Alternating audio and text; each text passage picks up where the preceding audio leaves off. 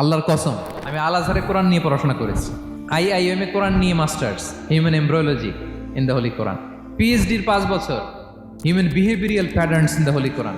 এখনো তো তাফসির করে যাই, প্রতিদিন কোরআন স্টাডি করি। একটা আয়াত যত পড়ি, প্রত্যেক স্টাডিতে নতুন নতুন ইনফরমেশন আমার মাথায় চলে আসে। শুধু আমার মাথা না, পৃথিবীর যত বড় মুফাসসির হোক তিনি, যত পড়বে কোরআন, যত রিভাইজ করবে, যত রিসার্চ করবে, প্রত্যেক রিভিশনে সে নতুন নতুন তথ্য পাবে। এজন্য আল্লাহ বলেন, আফালা ইয়াতাদাব্বারুন আল কোরআন, ওরা কি কোরআন নিয়ে একটু চিন্তা গবেষণা করবে না? নাকি ওদের অন্তরে তালা, জং ধরা তালা লেগেছে?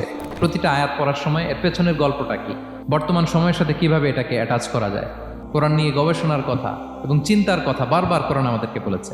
এখন আমাদের কি একটু সময় হবে না কোরআনকে চিন্তার সাথে, গবেষণার সাথে পড়ার? ইব্রাহিম আলাইহিস সালামের মতো গদবাদা গড্ডালিকা প্রবাহে গা ভাসিয়ে না দিয়ে আমরা যেন প্রশ্ন করতে পারি, আমরা যেন বিবেককে কাজে লাগাই। আল্লাহ তাআলা আমাদের সবাইকে কথাগুলো বোঝার ও আমল করার। আল্লাহর কসম, আমি আল আজহারে কোরআন